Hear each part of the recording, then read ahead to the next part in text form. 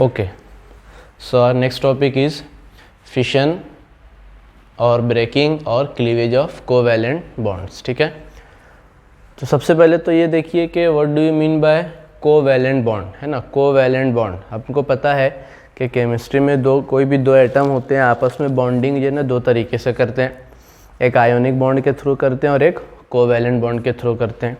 Ionic bond में क्या होता है, लॉस और गेन ऑफ इलेक्ट्रॉन होता है। फॉर एग्जांपल अगर मैं बात करूं NaCl की, है ना, NaCl जो कंपाउंड है उसके अंदर सोडियम और क्लोरीन के अंदर कौन सा बॉन्ड है, आयोनिक बॉन्ड है।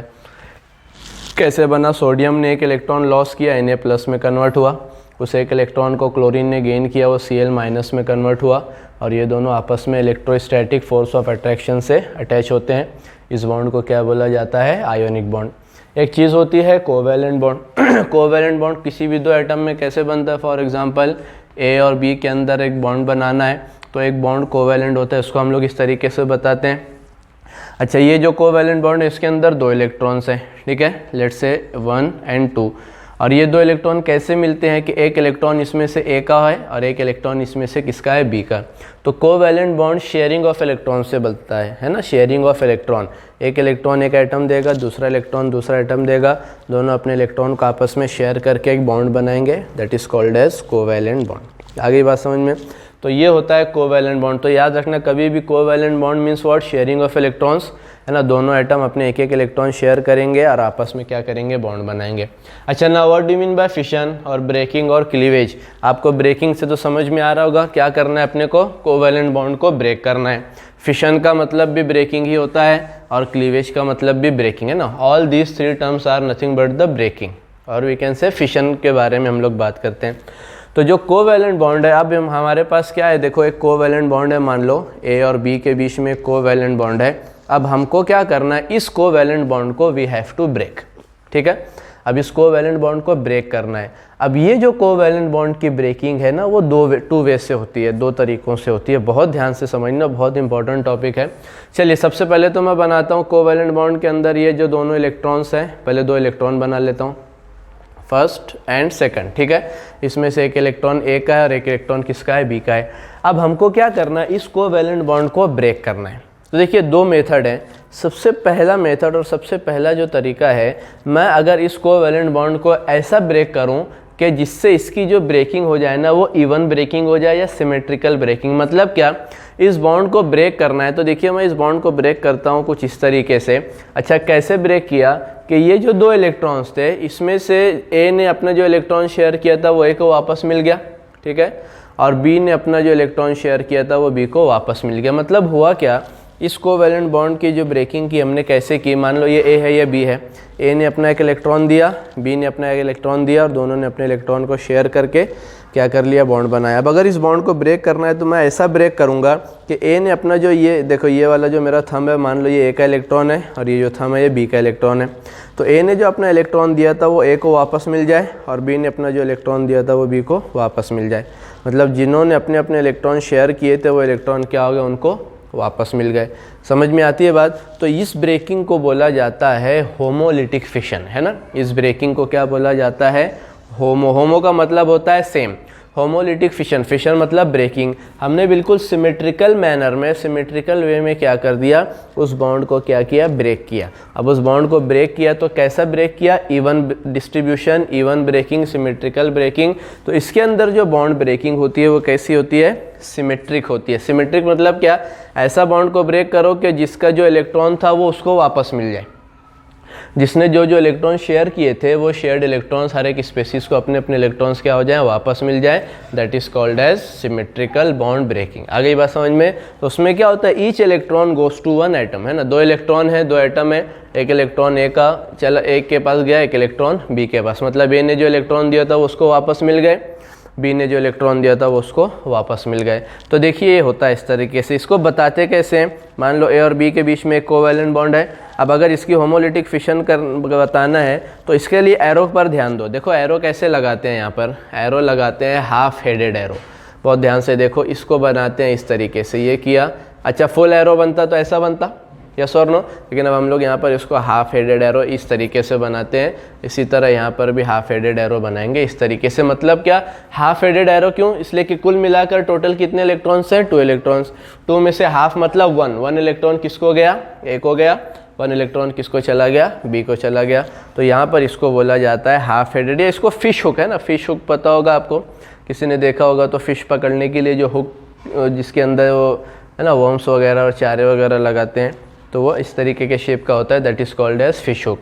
तो इसका मतलब क्या है, ये हाफ हेडेड एरो का ये जो फिशन हुआ है वो कैसा हुआ है? होमोलिटिक फिशन हुआ है। होमोलिटिक फिशन हुआ है मतलब क्या?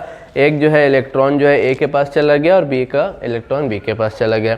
अच्छा, अब एक बात बताइए, जब इन्होंने अपने अपने इलेक्ट्रॉन्स ले लिए तो देखिए अब जो प्रोडक्ट बने, बहुत ध्यान से देखना, ए और बी ये बॉन्ड ब्रेक हुआ, एक इलेक्ट्रॉन ए के पास, एक इलेक्ट्रॉन बी के पास। तो देखिए ये जो प्रोडक्ट बना, ए का खुद का एक इलेक्ट्रॉन यहाँ पर आ गया बी का खुद का इलेक्ट्रॉन यहाँ पर आ गया। तो अब इनके पास एक अनपेयर्ड इलेक्ट्रॉन आ गए। अच्छा, इनको बोला जाता है फ्री रेडिकल्स। देखो ये जो प्रोडक्ट बन रहे हैं ना, ये बहुत इंपॉर्टेंट टर्म है, that product are called as free radical. मतलब अगर मैंने ए और बी के बीच का बॉन्ड ब्रेक किया और वो भी कैसा ब्रेक किया? होमोलिटिक फिशन के थ्रू उसको ब्रेक किया, तो अब हमको प्रोडक्ट क्या मिलेंगे? ये इसको कहेंगे ए फ्री रेडिकल और इसको कहेंगे बी फ्री रेडिकल। आती है बात समझ में? तो होमोलिटिक फिशन के जो नतीजे के अंदर अपने को हमेशा क्या मिलते हैं? फ्री रेडिकल्स मिलते हैं, है ना। हमेशा जो हमको प्रोडक्ट मिलेंगे फ्री रेडिकल। अच्छा, एक बात बताइए कि जब हमने क्या किया कि ये इलेक्ट्रॉन का इवन डिस्ट्रीब्यूशन कर दिया, ए के इलेक्ट्रॉन ए को मिल गए, बी के इलेक्ट्रॉन बी को मिल गए, तो बताइए किसी के ऊपर चार्ज लगेगा क्या? किसी पर माइनस चार्ज, किसी पर प्लस चार्ज आएगा? नहीं।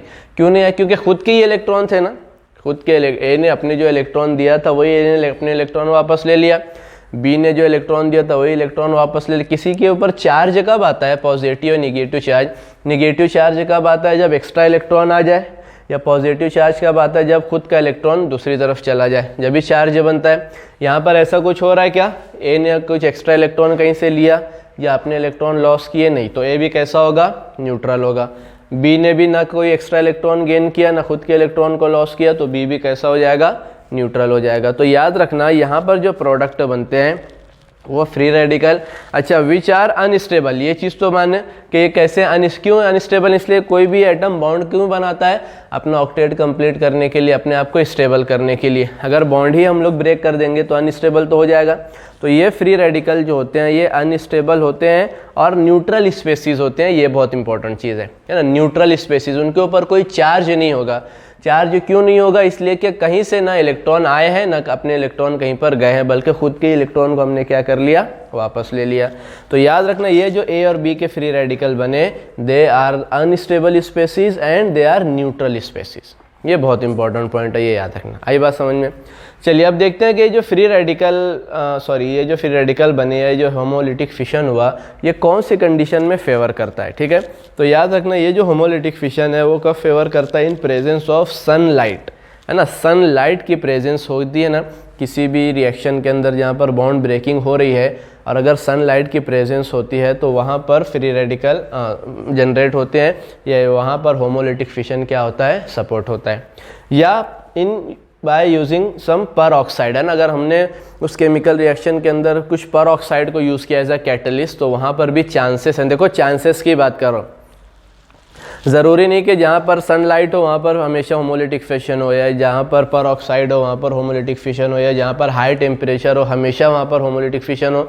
ये कंडीशन सपोर्ट करती है, मतलब होता भी है और नहीं भी होता, ये बात याद रखना। ऐसा ज़रूरी नहीं कि हमेशा होगा, आगे बात समझ में। बट इन कंडीशन के रहते हुए होमोलिटिक फिशन के होने के चांसेस ज़्यादा होते हैं। तो क्या क्या कंडीशन? एक तो सनलाइट की प्रेजेंस हो, या हम लोग किसी पर ऑक्साइड को यूज़ करें, या हम लोग हाई टेम्परेचर पर रिएक्शन कराएं, तो चांसेस क्या होते हैं? होमोलिटिक फिशन के होने के। और होमोलिटिक फिशन में क्या मिलेंगे हमको? फ्री रेडिकल मिलेंगे। आगे बात समझ में। अब चूँकि हम लोग क्या पढ़ रहे हैं? ऑर्गेनिक केमिस्ट्री, जिसमें कार्बन बहुत इंपॉर्टेंट होता है। तो अब हम लोग क्या देखेंगे कि stability of carbon free radical. For example carbon free radical कैसे बनेगा? लेट्स से एग्जांपल देता हूँ, CH3Cl मिथिल क्लोराइड। अगर इसको जो है हमने H पता है सबको, H का मतलब होता है सनलाइट, है ना।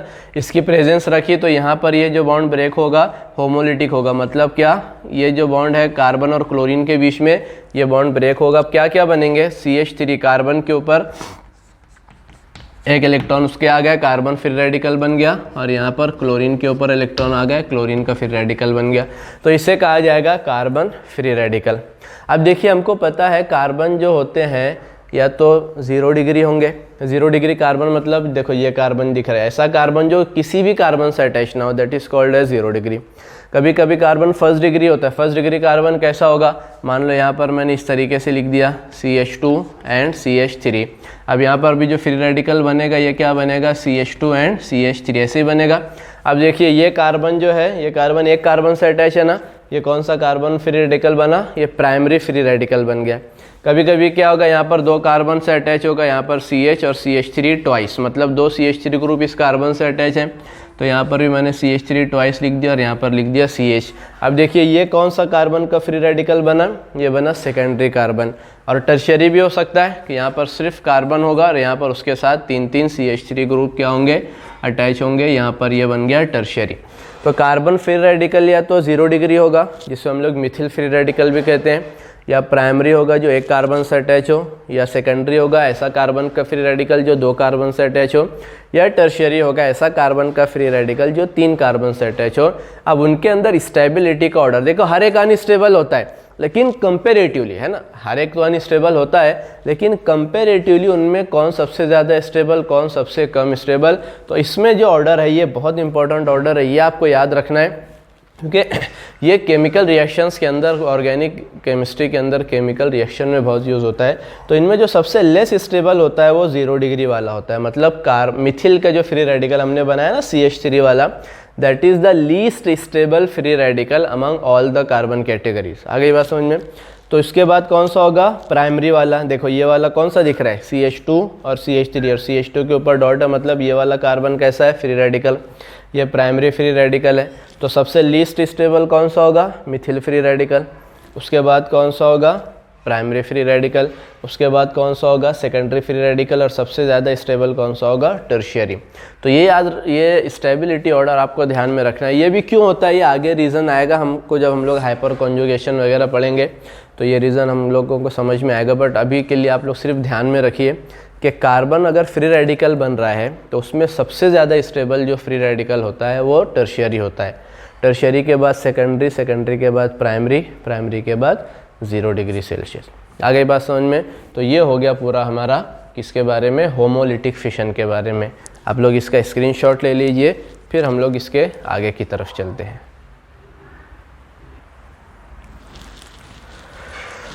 ओके, तो अभी तक हमने होमोलिटिक फिशन देख लिया, है ना, सिमेट्रिकल ब्रेकिंग होती थी। अब दूसरी टाइप है फिशन की which is called as heterolytic fission. अब बहुत ध्यान से देखिए, ये बहुत इंपॉर्टेंट है। अब होगा क्या, मान लो हमारे पास एक कोवैलेंट बॉन्ड है A और B के बीच में। हमको पता है यहाँ पर 2 इलेक्ट्रॉन होते हैं जिसमें से एक इलेक्ट्रॉन A का है और दूसरा इलेक्ट्रॉन B का है। दोनों ने अपने अपने इलेक्ट्रॉन शेयर किए और बॉन्ड बनाया। अब अगर इस बॉन्ड को ब्रेक करना है तो अब देखो एक मेथड इसमें क्या है कि ये जो बॉन्ड की ब्रेकिंग होगी ये अनइवन होगी या अनसिमेट्रिकल होगी। मतलब क्या होगा कि अब ये जो दोनों इलेक्ट्रॉन हैं, अब ये दोनों इलेक्ट्रॉन, दोनों के दोनों इलेक्ट्रॉन किसी एक ही एटम के ऊपर जाएंगे और दूसरे एटम के ऊपर एक भी इलेक्ट्रॉन नहीं आएगा। होमोलिटिक फिशन में क्या होता था, है ना, होमोलिटिक फिशन में ऐसा होता था कि A ने अपना एक इलेक्ट्रॉन दिया, B ने अपना एक इलेक्ट्रॉन दिया, दोनों ने होमोलिटिक फिशन किया, A का इलेक्ट्रॉन अपने पास, B का इलेक्ट्रॉन अपने पास, फ्री रेडिकल बन गया, ऐसा होता था। हेट्रोलिटिक फिशन में क्या होगा, देखो शेयरिंग तो वैसे ही होगी, A का एक इलेक्ट्रॉन और B का एक इलेक्ट्रॉन शेयर होगा। अब अगर हेट्रोलिटिक फिशन होगा तो B क्या करेगा, अपना इलेक्ट्रॉन तो लेगा, साथ में A का इलेक्ट्रॉन भी ले लेगा। बात समझ में आती है। B अपना इलेक्ट्रॉन तो खींचेगा, साथ में A का इलेक्ट्रॉन भी खींचेगा। मतलब दोनों इलेक्ट्रॉन, मान लो यहाँ पर किसी एक एटम के पास, तो ये जो दोनों इलेक्ट्रॉन हैं, ये दोनों इलेक्ट्रॉन किसके पास चले जाएंगे, B के पास चले जाएंगे।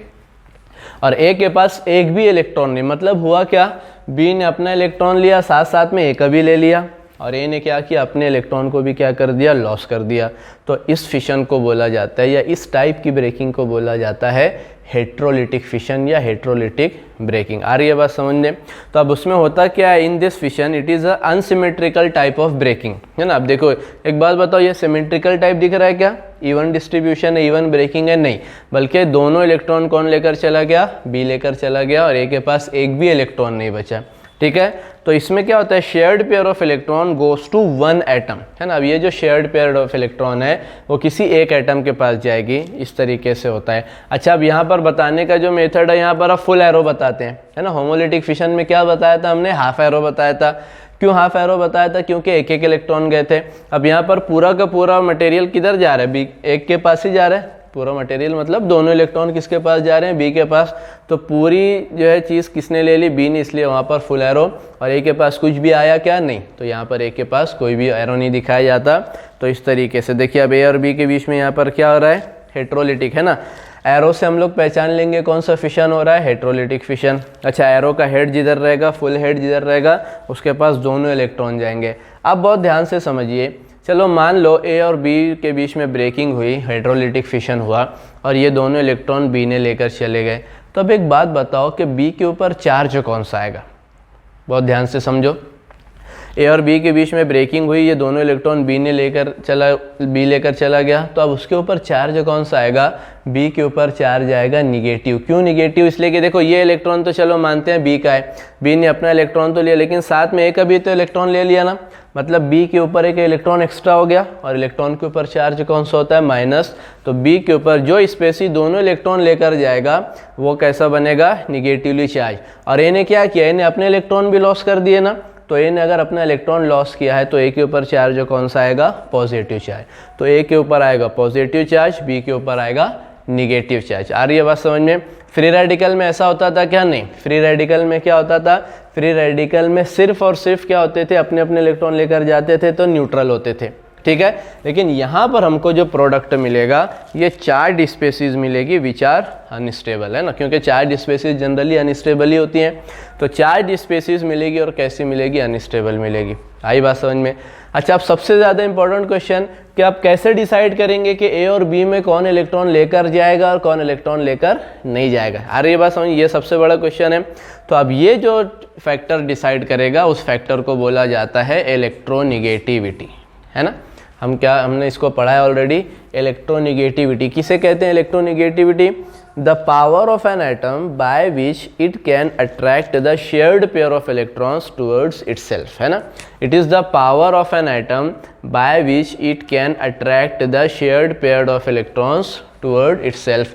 ये होता है इलेक्ट्रोनिगेटिविटी। तो एक बिल्कुल सिंपल सा सेंटेंस याद रखिए, जो भी दो एटम के बीच में हेट्रोलिटिक फिशन हो रहा है उनमें से जो ज़्यादा इलेक्ट्रोनिगेटिव एटम होगा वो दोनों इलेक्ट्रॉन लेकर जाएगा, और जो कम इलेक्ट्रोनिगेटिव होगा उसके पास एक भी इलेक्ट्रॉन नहीं होंगे। मतलब ए और बी के अंदर अगर मान लो बी के ऊपर निगेटिव चार्ज आ रहा है, ए के ऊपर पॉजिटिव चार्ज आ रहा है, इसका मतलब ये यहाँ के जो दोनों इलेक्ट्रॉन थे उसको किसने ले लिया, बी ने ले लिया। तो बी इसके अंदर, ए और बी के अंदर B is more electronegative atom than A is less electronegative, और we can say B is more electronegative than A. आ रही है बात समझ में। अच्छा, अब ये कैसे डिसाइड होगा कि कौन ज़्यादा इलेक्ट्रोनिगेटिव है कौन कम इलेक्ट्रोनिगेटिव। तो हमारे पास जो पीरियोडिक टेबल है उसके अंदर इलेक्ट्रोनिगेटिविटी का ट्रेंड है। लेफ्ट टू राइट चलोगे इलेक्ट्रोनिगेटिविटी इंक्रीज होगी, बॉटम टू टॉप चलोगे तो इलेक्ट्रोनिगेटिविटी क्या होगी, इंक्रीज होगी। Fluorine is the most electronegative element, ठीक है। उसके बाद ऑक्सीजन है, उसके बाद नाइट्रोजन है। And non metals are generally more electronegative than metals. आती है बात समझ में। तो ये सिंपल सा ट्रेंड है इलेक्ट्रोनिगेटिविटी का। तो ये याद रखना, अब ये जो दो एटम हैं इन दोनों के बीच में जो ज़्यादा इलेक्ट्रोनिगेटिव होगा, अगर हेट्रोलिटिक फिशन हो रहा है तो दोनों इलेक्ट्रॉन वो लेकर जाएगा, ज़्यादा इलेक्ट्रोनिगेटिव वाला वो बन जाएगा एनायन, है ना। क्या बन गया, ए पर पॉजिटिव चार्ज बी पर निगेटिव चार्ज, ए बन गया कैटायन और बी बन गया एनायन। तो जो ज़्यादा इलेक्ट्रोनिगेटिव होगा वो एनायन बनेगा, जो लेस इलेक्ट्रोनिगेटिव होगा वो क्या बनेगा, कैटायन बनेगा। आ रही है बात समझ में। So this is all about heterolytic fission, बहुत सिंपल है। अब हम लोग आगे चलते हैं, ऑर्गेनिक केमिस्ट्री है तो कार्बन के बारे में बात करेंगे। अब देखिए, हेट्रोलिटिक फिशन होगा तो दो तरीके से हो सकता है। अगर कार्बन के साथ ऐसा एलिमेंट अटैच कर दो जो कार्बन से ज़्यादा इलेक्ट्रोनिगेटिव है, तो जब हेट्रोलिटिक फिशन होगा तो कार्बन क्या बनेगा, पॉजिटिवली चार्ज बनेगा, जिससे हम लोग कार्बोकैटायन बोलते हैं। तो देखिए, सबसे पहले हम लोग बात करेंगे कार्बोकैटायन की। कार्बोकैटायन, कैटायन पॉजिटिवली चार्ज, ऐसा कार्बन जिसके ऊपर पॉजिटिव चार्ज हो, या पहले इसे कार्बोनियम आयन भी बोला जाता था, ठीक है। अब ये टर्म ज़्यादा यूज़ नहीं होती, but still you have to remember that कि कार्बोकैटायन को एक वर्ड और है, उसे बोला जाता है कार्बोनियम आयन, ठीक है। उसे कार्बोनियम आयन भी बोल सकते हैं या हम लोग उसे कार्बोकैटायन भी बोल सकते हैं। मतलब ऐसा कार्बन जिस पर पॉजिटिव चार्ज हो। अच्छा, अब कार्बन पर पॉजिटिव चार्ज कब आएगा? जब कार्बन के साथ एक ऐसा एलिमेंट अटैच हो जो उससे ज़्यादा इलेक्ट्रोनिगेटिव, और अगर उन दोनों के बीच में बॉन्ड ब्रेक हो रहा है तो कार्बन पर कौन सा चार्ज आएगा? पॉजिटिव। सिंपल से एग्जांपल है CH3Cl। अब ये वाला बॉन्ड किसके किसके बीच में है? कार्बन और क्लोरीन। अच्छा, हमको पता है क्लोरीन ग्रुप 17 का मेंबर है ना, सेकंड राइट के ऊपर है उसका कॉलम, और कार्बन ग्रुप जो है 14 का मेंबर है। तो क्लोरीन ज़्यादा राइट में है ना, और अभी मैंने बोला कि इलेक्ट्रोनिगेटिविटी राइट में जैसे जैसे आप लोग जाओगे इलेक्ट्रोनिगेटिविटी क्या होगी? इंक्रीज होगी। तो कार्बन और क्लोरीन के अंदर की जो इलेक्ट्रोनिगेटिविटी है वो क्लोरीन की ज़्यादा है। अच्छा, अगर इस बॉन्ड को हेटेरोलिटिक फिशन करेंगे तो फिर क्या होगा? यहाँ के दोनों इलेक्ट्रॉन कौन लेकर जाएगा? क्लोरीन, और कार्बन के ऊपर क्या बचेगा? Positively charge. आती है बात समझ में? चलिए, अब इसके अंदर ये जो कार्बोकैटायन बनता है, मतलब ऐसा कार्बन जिसके ऊपर प्लस चार्ज आता है, तो कार्बन की जो वैलेंस शेल होता है उसके अंदर 6 इलेक्ट्रॉन्स होते हैं। बहुत ध्यान से देखिए, मान लो मैं CH3Cl का स्ट्रक्चर बनाता हूँ। देखो ये है मेरा CH3Cl का स्ट्रक्चर, ऐसा ही होगा, यस और नो? अब एक बात बताइए, हम सबको पता है कार्बन के वैलेंस शेल में 4 इलेक्ट्रॉन्स होते हैं, इसीलिए उसको और 4 ऑक्टेट कंप्लीट करने के लिए और 4 इलेक्ट्रॉन चाहिए, वो 4 बॉन्ड बनाता है। तो देखिए ये वाले बॉन्ड में 2 इलेक्ट्रॉन, ये वाले बॉन्ड में 2, ये वाले बॉन्ड में 2, ये वाले बॉन्ड में 2, कार्बन का ऑक्टेट कंप्लीट है। अब एक बात बताइए, अगर ये बॉन्ड हमने ब्रेक किया और इसके दोनों इलेक्ट्रॉन क्लोरीन लेकर चला गया, कार्बन पर आ गया प्लस चार्ज, क्लोरीन पर आया माइनस चार्ज। अब बताइए कार्बन के पास 2, 4 एंड 6 है ना, एक बॉन्ड में कितने इलेक्ट्रॉन काउंट करते हैं? 2 इलेक्ट्रॉन काउंट करते हैं। तो कार्बन के पास अभी 3 बॉन्ड है, तो टोटल कितने इलेक्ट्रॉन्स हो गए? 6 वैलेंस इलेक्ट्रॉन, उसे सेक्सटेट कहते हैं ना, 6 एक्सटेट, मतलब 6 इलेक्ट्रॉन्स वैलेंस शेल में है, और कार्बन के ऊपर चार्ज कौन सा है? Positively charge. आती है बात समझ में? ये पहली डिटेलिंग। दूसरी चीज़, अब ये जो कार्बन के पास अब 3 बॉन्ड बचे है ना, 3 बॉन्ड बचे, तो 3 बॉन्ड पेयर से शेप कौन सा बनता है? Trigonal planar. और कार्बन के ऊपर जो हाइब्रिडाइजेशन हो जाता है वो होता है sp2।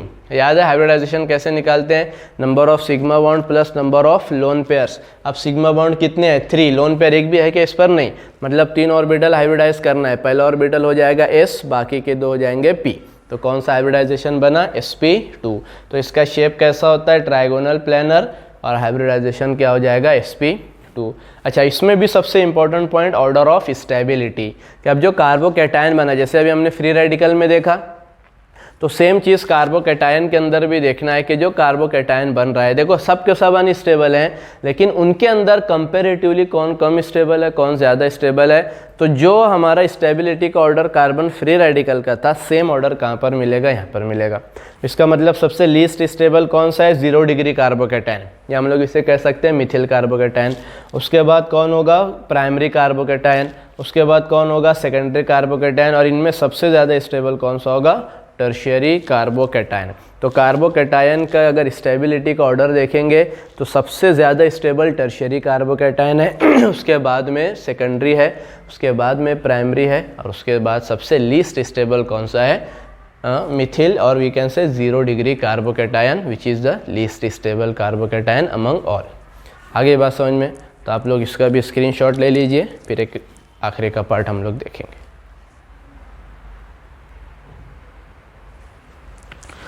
ओके अभी हमने कार्बोकैटायन के बारे में देखा। देखो ये पिछला ही पार्ट है, मैंने इसको यहीं पर लिखा है। ऐसा कार्बोकैटायन कि जब हेटेरोलिटिक फिशन होगा तो कार्बन जो है उसके ऊपर आएगा पॉजिटिव चार्ज, उसको बोलते हैं कार्बोकैटायन या कार्बोनियम आयन। ठीक है, अब ऐसा भी तो हो सकता है ना, कार्बन जो है कभी कभी अपने से कम इलेक्ट्रोनिगेटिव एटम से अटैच हो, और जब उसके अंदर हेटेरोलिटिक फिशन होगा तो कार्बन पर कौन सा चार्ज आएगा?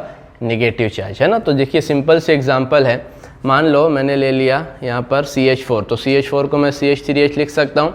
अच्छा, जब ये बॉन्ड हेटेरोलिटिक फिशन करेंगे तो याद रखो जनरली कार्बन और हाइड्रोजन के बीच का बॉन्ड नॉन पोलर कहलाता है। क्यों नॉन पोलर कहलाता है? इसलिए कि कार्बन और हाइड्रोजन के बीच की जो इलेक्ट्रोनेगेटिविटी का डिफरेंस है वो बहुत ही लेस है, 0.2 या 0.3 के बराबर है। लेकिन याद रखना, फिर भी अगर हम लोग कार्बन और हाइड्रोजन की इलेक्ट्रोनेगेटिविटी को कंपेयर करें तो carbon is more electronegative than hydrogen. तो अगर ये बॉन्ड को हेटेरोलिटिक फिशन कराना है तो कार्बन ज़्यादा इलेक्ट्रोनेगेटिव, तो दोनों इलेक्ट्रॉन किस पर आएंगे? कार्बन पर। कार्बन पर कौन सा चार्ज आ जाएगा? निगेटिव। हाइड्रोजन पर कौन सा चार्ज आ जाएगा?